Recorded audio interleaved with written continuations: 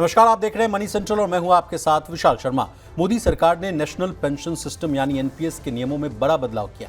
कहा जा रहा है कि प्राइवेट सेक्टर के सब्सक्राइबर्स को अब पहले से ज्यादा पैसा एक मुश्त निकालने की छूट मिलेगी। इसके अलावा स्कीम को बीच में छोड़ने वालों के लिए नियम थोड़े कड़े किए गए। क्या है नए नियम, निवेशकों पर क्या असर पड़ेगा, जानने और समझने की कोशिश करेंगे। पूरी चर्चा में शामिल होने के लिए हमारे साथ मौजूद हैं हमारे सहयोगी और वरिष्ठ आर्थिक पत्रकार प्रवीण शर्मा। सर, आपका मनी सेंट्रल में बहुत स्वागत है। धन्यवाद विशाल। रिटायरमेंट के बाद पैसों की चिंता पहले जैसी नहीं रहेगी। नेशनल पेंशन सिस्टम एनपीएस में सरकार ने ऐसे बदलाव कर दिए हैं जिससे आम निवेशक को बड़ी राहत मिली। एनपीएस के नए नियम क्या हैं, आम निवेशकों के लिए इसका मतलब क्या है। कहा जा रहा है कि अब पेंशन के पैसों पर लून मिलेगा। कैसे मिलेगा लून, इसकी करेंगे पड़ताल। इसके अलावा चर्चा करेंगे महंगे मोबाइल रिचार्ज प्लान्स की। खबरें आ रही हैं कि मोबाइल कंपनियां आने वाले साल में अपने रिचार्ज प्लान्स को महंगा कर सकती हैं। अगले साल से कितना बढ़ेगा मोबाइल रिचार्ज का बोझ, जानने और समझने की कोशिश करेंगे। और अंतिम में चर्चा करेंगे माइक्रो फाइनेंस इंस्टीट्यूशंस की। देश में कई माइक्रो फाइनेंशियल इंस्टीट्यूशंस छोटे छोटे कर्ज गरीब और कम आय वाले लोगों को देते हैं, लेकिन पिछले कुछ समय से इन इंस्टीट्यूशंस पर आर्थिक दबाव बढ़ गया है। एमएफआईज पर दबाव क्यों है, इसके कारण क्या है, क्या सरकार एमएफआईज की मदद के लिए कई नई योजना लाने वाली? एकदम आसान भाषा में इसको भी समझने की कोशिश करेंगे। तो चलिए बिना देर किए फटाफट करते हैं मनी सेंट्रल की शुरुआत। मोदी सरकार और पीएफआरडीए ने एनपीएस के विड्रॉल और रिटायरमेंट नियमों को आसान बना दिया। पीएफआरडीए ने एनपीएस से बाहर निकलने वाली एग्जिट नियमों में बड़ा बदलाव किया। पुराने नियमों के मुताबिक जब कोई सब्सक्राइबर रिटायर होता था या स्कीम से बाहर निकलता था तो उसे अपनी कुल जमा पूंजी यानी जो डिपॉजिट्स था उसका कम से कम 40% हिस्सा एन्युटी खरीदने में लगाना पड़ता था। यानी उस पैसे से एक नियमित पेंशन प्लान लेना जरूरी था। हाथ में सिर्फ 60% रकम ही आती थी। लेकिन नए नियमों ने ये पूरा कैलकुलेशन है यानी गणित है वो बदल दिया। अब गैर सरकारी यानी नॉन गवर्नमेंट क्षेत्र के निवेशकों को कुल जमा राशि का केवल 20% हिस्सा ही एन्युटी में डालना होगा। इसका सीधा मतलब ये है कि अब आप अपनी मेहनत की कमाई का 80% हिस्सा एक मुश्त यानी लमसम निकाल सकते हैं। हालांकि प्रवीण सर, ये फायदा उन निवेशकों को मिलेगा जिन्होंने एनपीएस में कम से कम 15 साल पूरे कर लिए हैं। बहुत बड़ी खबर है सर, और इसको हम आपसे डिकोड करवाना चाहते हैं। कैसे देख रहे हैं इस कदम को? नहीं, सरकार ने जो नए नियम नोटिफाई किए और हाल के वक्त में एनपीएस में एक के बाद एक कई बड़े बदलाव किए गए, रिफॉर्म किए गए हैं। और उसमें जो सरकारी कर्मचारी या गैर सरकारी जो लोग हैं, एम्प्लॉयज़ हैं, दोनों के लिए बड़े बदलाव यहाँ पे किए गए हैं। और इनको जो एनपीएस का जो सिस्टम है, पेंशन का जो सिस्टम है, उसको ज़्यादा आसान, ज़्यादा लचीला बनाने की कोशिश की गई है। पैसे निकालने से लेके पेंशन तक की तमाम चीज़ों को यहाँ पे आसान बनाया गया है। जैसे अगर मैं सरकारी क्षेत्र के कर्मचारियों की अगर मैं बात करूँ जी, तो एनपीएस से एग्ज़िट करना और उससे विड्रॉल को दोनों को आसान बनाया गया है। यहाँ पे भी जो छोटी रकम है उसको पूरा विड्रॉ किया जा सकता है। पहले 5 लाख रुपए तक की रकम थी, अब 8 लाख रुपए तक आप पूरा पैसा विड्रॉ कर सकते हैं। इसका सीधा फ़ायदा केंद्र और राज्य सरकार के कर्मचारियों को मिलेगा। ख़ासतौर पर ऐसे लोगों को मिलेगा जिनका जो एनपीएस का फंड है वो बहुत ज़्यादा बड़ा नहीं है। 8 लाख रुपए तक अब आप पूरा पैसा यहाँ विड्रॉ कर सकते हैं। वो 8 से 12 तक का एक नया स्लैब बनाया गया है यहाँ पे सरकारी कर्मचारियों की मैं बात करूँ, जहाँ पे आप 6 लाख रुपए तक विड्रॉ कर सकते हैं। बाकी का पैसा आपको एन्युटी लेने के लिए रखना होगा। और इसमें आप जो एन्युटी का ऑप्शन है उसको आप एसडब्ल्यूपी के जरिए भी कर सकते हैं। ये भी एक बड़ी राहत यहाँ पे। इसलिए मैंने ओपनिंग में लिखा भी था सर अपने मैनर्स में कि जस्ट लाइक म्यूचुअल फंड की तरह है। एसयूआर नाम आ रहा है सर, सिस्टमेटिक यूनिट रिडम्पशन। उसके लिए जरिए कम से कम 6 सालों में किस्तों में पैसा निकालने की सुविधा है। तो ये अब आप इसको इस तरह से भी समझ सकते हैं कि जो म्यूचुअल फंड के जो रिटायरमेंट स्कीम्स हैं, रिटायरमेंट फंड हैं, इस तरह के जो प्रोडक्ट हैं उनसे दरअसल अब compete करने की तैयारी है एनपीएस के जरिए। तो ये एक बड़ा कदम है यहाँ पे।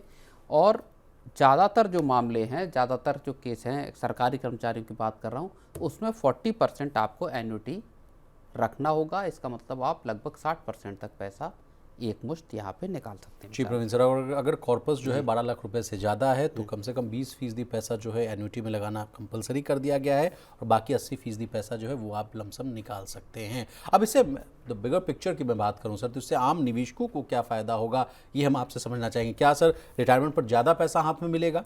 नहीं, अब देखिए यहाँ अब अगली बात आती है गैर सरकारी कर्मचारी। गैर सरकारी कर्मचारियों के लिए थोड़ा सा चेंज किया गया है।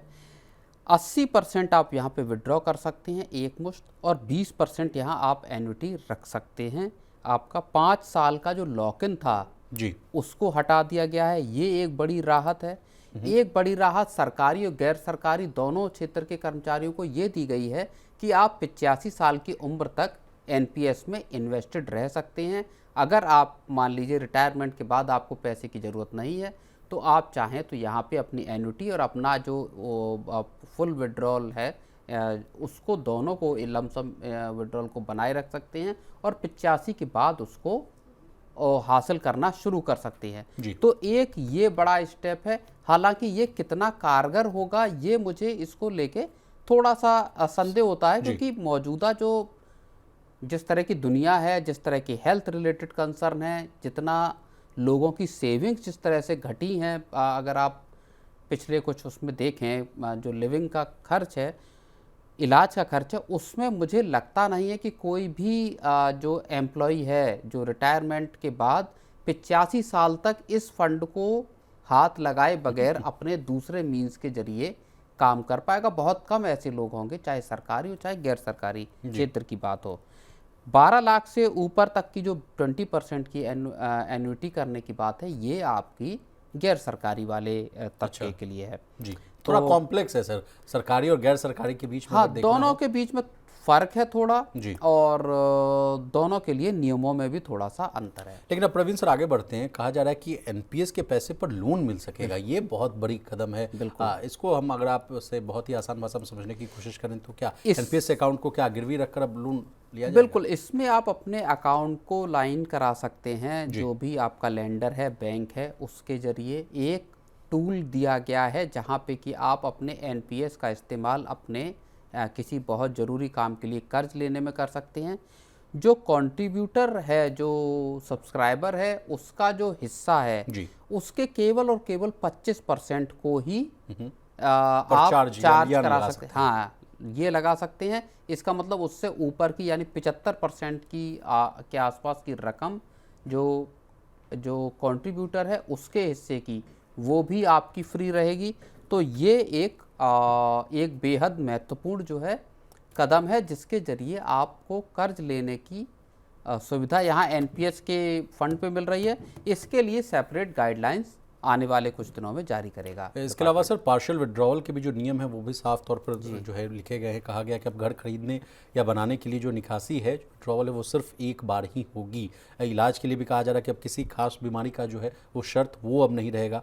खुद पत्नी, पति, बच्चे, माता पिता के इलाज के लिए जो है पैसा निकाला जा सकता है। और कुछ कारण है जिनको हटाया भी गया है सर, जैसे स्किल डेवलपमेंट, रीस्किलिंग या बिजनेस या उद्यमिता के लिए जो अगर आप पैसे निकालते थे वो अब आप नहीं कर पाएंगे, क्योंकि इन कारणों को हटाया भी गया है। तो कुछ पॉइंटर्स भी हैं सर, उनको भी फटाफट हम लोग समझ लेने की कोशिश करते हैं। तो आपने बता दिया कि 85 साल तक जो है एनपीएस में बने रहेंगे, पहले जो है 75 साल का था। रिटायरमेंट पर अब जो है 80% पैसा आप निकाल सकते हैं। लेकिन पेंशन खरीदने की जो थोड़ी ये लगती थी, कहा जाता था कि ज़बरदस्ती खरीदना पड़ता था, उससे अब छुटकारा मिल गया है। कहा जा रहा है कि अब आपको मजबूरी में ज़्यादा पेंशन स्कीम में जो है पैसे लगाने नहीं पड़ेंगे। लेकिन इसका लेकिन हाँ, एग्जैक्टली सर, इसका जो असर हो सकता है, जो आप बता रहे हो, हाँ, जो गैर सरकारी कर्मचारी के लिए खास तौर पे मैं ये बात करूँगा कि अब आप 80% पैसा एकमुश्त विड्रॉ कर सकते हैं और 20% अमाउंट को जो है वो पेंशन खरीदने के लिए रख सकते हैं। इसका मतलब ये हुआ, ये रकम पहले 40% थी, 60% आप विड्रॉ कर सकते थे, 40% एन्युटी में जाता था। मांग ये तब से चल रही थी कि साहब ये पैसा चूंकि मेरा पैसा है, इसका बड़ा हिस्सा हमको निकालने की परमिशन दी जानी चाहिए, और सरकार ने उसको माना कि आप 80% निकाल लीजिए। लेकिन 20% जब आपका एन्युटी में रह जाएगा तो क्या इससे एक अच्छी या एक बड़ी पेंशन आपको मिलेगी? अगर आप जो 80% पैसा है इसका इस्तेमाल किसी, मान लीजिए घर बनाने में कर लें या किसी और काम में कर लीजिए, तो फिर जो आपका पेंशन का कंपोनेंट है वो उतना ही कमज़ोर हो जाएगा, आपके पास हर महीने आने वाली पेंशन भी कम हो जाएगी। तो इसका एक ये ड्रॉबैक जरूर हो सकता है। जी जी, लेकिन सर एक पॉइंट और है जो मैं आपसे समझना चाहता हूँ। कहा जा रहा है कि 5 साल का लॉक इन हटाया गया है, ये नॉन गवर्नमेंटल लोगों के लिए है। प्राइवेट कॉर्पोरेट एनपीएस में पहले 5 साल का लॉक इन था, अब ये हटा दिया गया है, यानी जरूरत पड़ने पर जल्दी एग्जिट जो है वो आसान हो जाएगा। इसके भी क्या कुछ प्रो एंड कॉन्स हैं? नहीं देखिए, अब लोग अगर, और इसको देखिए एक चीज़ और समझिए, इसको पीएफ के तर्ज पर लाने की कोशिश की गई। जिस तरह आप पीएफ का पैसा निकालने के लिए वो तमाम जो एक क्लटर्ड जो पूरा नियमों का और शर्तों का एक जाल था, उसको सरकार ने धीरे धीरे ख़त्म किया है। अब यूपीआई के जरिए, एटीएम के जरिए सरकार पैसे निकालने की आपको सहूलियत दे रही है। ये मांग भी बहुत लंबे वक्त से की जा रही थी कि साहब एनपीएस में कोई लॉक इन नहीं होना चाहिए, एनपीएस फ्री होना चाहिए, जब तक आपकी मर्जी हो आप उसमें कर सकें। तो सरकार ने यहाँ से ये हटाया है। एक आप बात ये मान सकते हैं कि साहब 5 साल के पहले बहुत सारे लोग अब 5 साल के पहले ही यहाँ से पैसा निकालने लगेंगे, ये बात सही है। लेकिन अब एक आपको फ्लेक्सिबिलिटी भी है। जो लोग दूर की सोच रहे हैं, जो लोग लंबे वक्त की सोच रहे हैं, वो संभवतः यहाँ पे अर्ली विड्रॉल नहीं करेंगे। लेकिन अब प्रवीण सर, एक जो बहुत बड़ी खुशखबरी की बात है जो कहा जा रहा है कि अगले साल से मिलने वाली है, केंद्रीय जो श्रम मंत्री हैं उनके तरफ से भी ये बयान आया है। कहा गया कि पीएफ विड्रॉल्स को यूपीआई के जरिए लिंक करने की बात कही जा रही है। ईपीएफ का 75% जो रकम है अब वो कहा जा रहा है कि तुरंत निकालने की बात कही जा रही है। तो लगातार हम लोग जो ईपीएफओ 3.0 की बात करते रहते थे कि कब ईपीएफओ 3.0 का कार्ड आएगा, एटीएम जैसा होगा, यूपीआई के जरिए पैसे निकल पाएंगे, कोई वेट करने की ज़रूरत नहीं है, तमाम डॉक्यूमेंटेशन और मतलब जो ऑफलाइन की जो लंबी लंबी कतारें लगती थी वो सब दूर हो जाएंगी। तो वो भी सपना अब साकार होने वाला है नए साल में। बिल्कुल, ईपीएफओ का जो पूरा एक रिफॉर्म का जो चक्का चलाया है पीएफ के पैसे को लेके, वहाँ पे ये बड़े कदम, और पिछले साल कह रहा हूँ, इसी साल की शुरुआत से सब चीज़ों को लेके गहमा गहमी थी, जहाँ ये कहा जा रहा था कि इसी साल जून के आसपास से शुरू हो जाएगा एटीएम से पैसा, बट वो थोड़ा डिले होता गया। सरकार उसका पूरा डिजिटल इंफ्रास्ट्रक्चर तैयार कर रही है और अब माना ये जा रहा है कि अगले साल की शुरुआत में इस काम को किया जा सकता है। लेकिन 7.5 से 8 करोड़ जो मेंबर्स हैं उनकी तो बल्ले बल्ले होनी तय है सर। हाँ बिल्कुल बिल्कुल। चलिए आगे बढ़ते हैं सर। अगले साल से मोबाइल रिचार्ज महंगे होने जा रहे हैं। जैसे स्मार्टफोन के बिना आप थोड़े वक्त भी नहीं रह पाते, उसको इस्तेमाल करना अब आपकी जेब पर ज़्यादा बोझ बढ़ाने वाला है। पूरे दिन सोशल मीडिया अपडेट्स और चैटिंग के लिए अब आपको ज़्यादा पैसे चुकाने होंगे, क्योंकि एक रिपोर्ट में दावा किया गया है प्रवीण सर कि प्राइवेट टेलीकॉम ऑपरेटर्स नए साल यानी 2026 में अपने प्रीपेड पोस्टपेड प्लान के टैरिफ में इजाफा करने रहे हैं। प्रवीण सर, ये रिपोर्ट किसकी है और ये बढ़ोतरी क्या मामूली होगी या बड़ा झटका लगने वाला है? नहीं, बिल्कुल मॉर्गन स्टैनली की बड़ी रिपोर्ट आई है और पहले कहा जा रहा था कि ये 15% तक का हाइक होगा, थोड़ा लेट होगा, लेकिन अब ये माना जा रहा है कि 16 से 20% तक के आपका मोबाइल का किराया या मोबाइल का बिल आपका बढ़ने वाला। पोस्ट पेड, प्रीपेड सभी तरह के प्लान यहाँ पे महंगे करने की तैयारी चल रही है, ऐसा मॉर्गन स्टैनली की रिपोर्ट में कहा गया है। कंपनी अपने आरपू को बढ़ाने, 4G 5G की सर्विसेज, इन सब पर दाम बढ़ाने की तैयारी कर रहे हैं। कुल मिला के झटका लगने वाला है ग्राहकों को अगले साल का जो पहली ही क्वार्टर है उसमें ही महंगे मोबाइल का सामना करना पड़ सकता है। सर मैं डेटा देख रहा था, 8 साल में चौथी बड़ी बढ़ोतरी होने वाली है। अगर मैं 2019 से डेटा अगर देख रहा हूं सर, तो 19 में करीबन 30% की बढ़ोतरी हुई थी, 21 में ये 20%, 24 में 15% तक की बढ़ोतरी हो चुकी है, और अब कहा जा रहा है जिस तरह से कि 20% तो 4 साल में तो बहुत ज़्यादा महंगा हो जाएगा सर। नहीं बिल्कुल, और आपने हाल के वक्त में ये भी देखा होगा कि जो शुरुआती बिल्कुल प्लान थे, अर्ली जो रिचार्ज प्लान थे एंट्री लेवल के, उनको हटाया है इन कंपनियों ने, उनको और महंगा बनाया है। 200-250 रुपये का जो प्लान था उसको 300 रुपये का प्लान किया है जी। इस तरह के मॉर्गन स्टैनली की रिपोर्ट में एक और महत्वपूर्ण बात कही गई है कि इस टैरिफ हाइक का ज़्यादा फायदा एयरटेल को मिलेगा, एयरटेल और जियो को मिलने वाला है।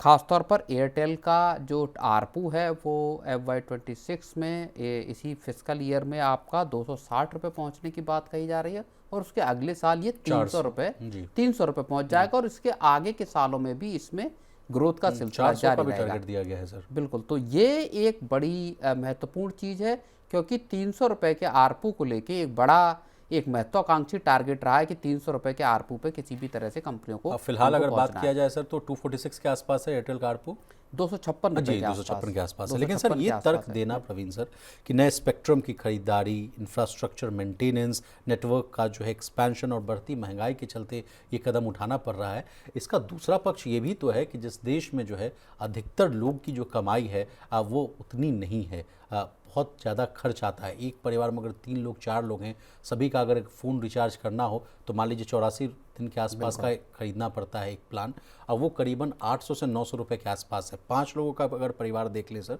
तो 9 पचे कितना होता है, 45, 4,500 के आसपास का है। ये तर्क कितना ये बैलेंसिंग है या उसको आप कैसे देख रहे हैं? नहीं, देखिए मुश्किल है, मुश्किल पड़ेगी और तमाम लोगों को पड़ेगी, ख़ास तौर पर जो लोअर मिडिल क्लास फैमिलीज़ हैं। और उसकी एक बहुत बड़ी वजह यह है कि मोबाइल फ़ोन या स्मार्टफोन और डेटा अब एक कंपल्शन बन गया है, लोगों की एक मजबूरी बन गया है। आपको ऐसे बहुत कम लोग मिलेंगे जिनके पास या तो स्मार्टफोन नहीं है या फिर वो डेटा कंज्यूम नहीं करते। जी। ऐसे लोगों की तादाद धीरे धीरे कम होती जा रही है। आप चाहे एंटरटेनमेंट को देख लीजिए या बाकी की सर्विसेज को देख लीजिए, उनके इस्तेमाल, चाहे बैंकिंग सर्विसेज को देख लीजिए, लोगों को उनके इस्तेमाल के लिए आपका डेटा की ज़रूरत पड़ती है। और टेलीकॉम कंपनियां इसी जो ज़रूरत है इसका फ़ायदा उठाने की तैयारी कर रही हैं। और पिछले अगर आप 1-2 साल को देखेंगे तो वहाँ से ये तैयारी लगातार चल रही है। अब बात आती है कि 4,500 या 3,500 रुपये का मंथली का या 3 महीने का अगर खर्चा एक परिवार का है, जाहिर तौर पर जो लोअर मिडिल क्लास है, कम से कम उनके लिए ये उनकी जेब को पिंच करने वाला है 100%। जी। लेकिन आप ये भी बात मानकर चलिए कि कंपनियां इससे पीछे भी हटने वाली नहीं हैं। यानी आपको अब जिन लोगों के बजट छोटे हैं उनको कहीं ना कहीं एडजस्ट करना पड़ेगा और अंत में आपको अपने मोबाइल्स को चलाना पड़ेगा। इसका ऑल्टरनेटिव एक जो था जिसको लेके बड़ी सरगर्मी हुई जी, सैटेलाइट सेटकॉम तो महंगा पड़ेगा ही पड़ेगा। जी। बीएसएनएल को लेके एक बड़ी वो थी कि साहब बीएसएनएल ऐसे वक्त पे सहारा बनेगा, लेकिन बीएसएनएल उस स्पीड से चीज़ों को ग्रैब कर नहीं पाया, उस स्पीड से चीज़ों को जो ग्राहक गए थे वहाँ पे फिर वो रफ्तार कायम नहीं रही। जी जी। तो कई लोगों ने शिफ्ट भी किया था सर, आपने ठीक बात बोली, लेकिन फिर उसके बाद जो नेटवर्क कनेक्टिविटी में इशू आने लगी, डेटा सर्व करने में उनको दिक्कत होने लगा, तो वो फिर वापस आते हुए दिख भी रहे थे। लेकिन सर इसके अलावा एक और पॉइंट ये भी आ रहा है कि टेलीकॉम सेक्टर की तरफ से ही मैं बात करना चाहूँगा। कह रहे थे कि इस रिपोर्ट में कहा जा रहा है कि अगर जब टैरिफ बढ़ोतरी होती है तो थोड़ा सिम कंसोलिडेशन एक टर्म आ रहा है कि वो देखने को मिलता है। कहा जाता है कि थोड़ा ठहराव हो जाता है, लोग स्थिर हो जाते हैं, फिर उसके बाद जो है तेज़ी आने लगती है। मतलब न्यू यूज़र्स का मैं बात कर रहा हूँ, तो ये भी समस्या देखने को मिलेगी टेलीकॉम कंपनियों को और फिर उनके फाइनेंशियल्स पर इसका असर पड़ेगा? नहीं, बिल्कुल, ये पिछले साल भी देखने को मिली थी जब पिछले साल अगस्त में कीमतें बढ़ाई गई थी। तकरीबन 20-25% तक दाम लास्ट ईयर बढ़े थे। सब सारी कंपनियां एक साथ मिलकर कीमतें बढ़ाती हैं और उस वक्त एक चर्निंग ये दिखाई दी कि बहुत सारे यूजर्स शिफ्ट करके आपका बीएसएनएल की तरफ भागे। बहुत सारे लोगों ने अपनी जो सिम, मल्टीपल सिम्स थी, मान लीजिए किसी के फ़ोन में 2 सिम हैं तो एक सिम को ही एक्टिव रखा, बाकी दूसरी सिम को रिचार्ज कराना छोड़ दिया। जी। इस तरह की घटनाएं फिर बढ़ेंगी जहां पे लोग अपने मल्टीपल सिम्स को चलाना बंद करेंगे, या हो सकता है घर में एक आध जो फ़ोन है उसको रिचार्ज कराना रोक दें, जो गैर ज़रूरी फ़ोन है उनको ना रिचार्ज कराएं। तो ये कुछ एक फेज में दिखाई देगा, लेकिन फिर वही बात है कि डेटा इस वक्त फ्यूल के जैसा है जहाँ पे कि कोई भी बिना डेटा के रहने के लिए तैयार नहीं है। भारत दुनिया का सबसे ज़्यादा पर मंथ डेटा कंजम्पशन वाला और ये भी तर्क दिया जाता है कि बहुत सस्ता डेटा है भारत में, तो यहाँ बढ़ना तो लाजमी नहीं, सस्ता है लेकिन पर कैपिटा इनकम भी कम है, आबादी इतनी ज़्यादा बड़ी है तो वहाँ पे प्राइसेस का अफोर्डेबल रहना भी बहुत मायने करता है। चलिए सर आगे बढ़ते हैं। देश के माइक्रो फाइनेंस सेक्टर की हालत ठीक नहीं है। ये संस्था जो है छोटे छोटे कर्ज जो है गरीब और कम आय वाले लोगों को देते थे ताकि लोगों को सस्ता और आसान कर्ज मिल सके, लेकिन पिछले कुछ समय से इन संस्थानों पर जो है आर्थिक दबाव बढ़ गया। एमएफआईज पर दबाव क्यों बढ़ रहा है प्रवीण सर, क्या है ये पूरा मामला, ये हम समझने की आपसे कोशिश करेंगे। नहीं, एमएफआईज पे देखिए पिछले साल 1.5 साल से ये समस्या से देश का जो पूरा माइक्रो फाइनेंस सेक्टर है वो गुजर रहा है। जो लोन्स हैं उनमें स्ट्रेस दिखाई दिया, उसके मुश्किलें बढ़ती हुई वहाँ दिखाई दी, डिफ़ॉल्ट बढ़ते हुए दिखाई दिए, और उसका असर फिर जो माइक्रो फाइनेंस इंस्टीट्यूशंस हैं और ख़ास तौर पे जो छोटी कैपिटल वाले हैं, जो छोटे माइक्रो फाइनेंस इंस्टीट्यूशंस हैं, उनकी लिक्विडिटी पे इसका असर दिखाई देना शुरू हुआ जी। और इसके बाद बार बार इस तरह की बातें आई कि माइक्रो फाइनेंस इंडस्ट्री एक बड़ी क्राइसिस में है, यहाँ से ये निकलेगी कैसे, इसका लिक्विडिटी का क्रंच दूर होगा कैसे। जी। और अब उसमें एक रिपोर्ट ये बड़ी आ रही है कि हो सकता है सरकार इस बजट में माइक्रो फाइनेंस इंडस्ट्री के लिए, इंस्टीट्यूशंस के लिए एक credit guarantee relief scheme package लेकर आए या एक क्रेडिट गारंटी स्कीम लेकर आए, जहाँ पे उनको क्रेडिट गारंटी की सहूलियत दी जाए, जो खास तौर पे जो छोटे माइक्रो फाइनेंस इंस्टीट्यूशंस हैं उनको एक वित्तीय सपोर्ट मिले, जिससे कि वो अपने धंधे को चला सकें। जी। अब अपने व्यूवर्स को मैं बता दूं कि क्रेडिट गारंटी जो स्कीम है वो क्या होती है वो भी समझ लीजिए। देखिए, इसमें सरकार जो है बैंकों को गारंटी देती है प्रोफेसर, है ना। अगर एमएफआई कर्ज वापस नहीं कर पाए तो नुकसान का एक हिस्सा जो है कहा जाता है कि सरकार उठाती है। इससे बैंकों का जो है वो डर कम होता है और वो एमएफआईज को जो है फिर से कर्ज देने लगते हैं। सर, इसके अलावा कहा जा रहा है कि कुछ इलाकों में जो है कर्ज की जो वसूली है वो कम होती हुई दिख रहे हैं। आपने भी बताया कि डिफ़ॉल्ट्स जो है, कर्ज न चुकाना जो है एक बड़ा समस्या है, मामले बढ़ रहे हैं। इस वजह से जो बैंक एमएफआईज को पैसा देने से हिचक रहे हैं। इसके पीछे की कहानी हम आपसे समझना चाहेंगे सर, कि क्या देश की क्या माली हालत पर क्या कोई संकट है, क्या लोगों के पास पैसा नहीं है। लगातार हम लोग मनी सेंट्रल में भी डिस्कस करते रहते हैं कि वेज ग्रोथ नहीं है।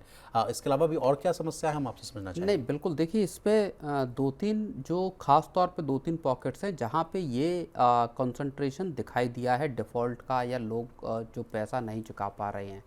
एक मसला यहाँ पे आया कर्नाटक से, जहाँ पे इस तरह के वाक़ये नज़र आए। सरकार पिछले साल इतनी परेशानी में थी कि वहाँ पे एक बिल लाने की तैयारी हो गई थी, एक अध्यादेश लाने की तैयारी हो गई थी, ताकि माइक्रो फाइनेंस इंस्टीट्यूशंस पर लगाम लगाई जा सके। परेशानी की हालत में माइक्रो फाइनेंस इंस्टीट्यूशंस जो है वो कड़े उपाय कर रहे थे लोगों से पैसा वसूल करने के। दूसरी, आंध्र प्रदेश, हैदराबाद, इन इलाकों में भी माइक्रो फाइनेंस इंस्टीट्यूशंस को लेके कामकाज को लेके कुछ चिंताएं, वहाँ पे स्ट्रेस और ये सारी चीज़ें नज़र आईं।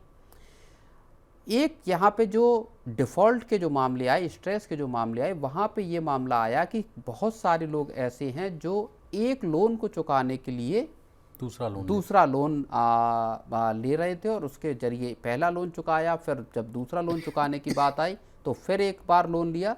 इस तरह से बहुत सारे लोगों की जो क्रेडिट जो कर्ज चुकाने की हैसियत थी वो ऐसी नहीं थी जिस हिसाब से उनके ऊपर लायबिलिटीज़ थी जी। तो माइक्रो फाइनेंस इंस्टीट्यूशंस ने थोड़ा अपना तौर तरीका भी बदला कि कर्ज, सिक्योर्ड कर्ज देने की कोशिश की जाए इस तरह के।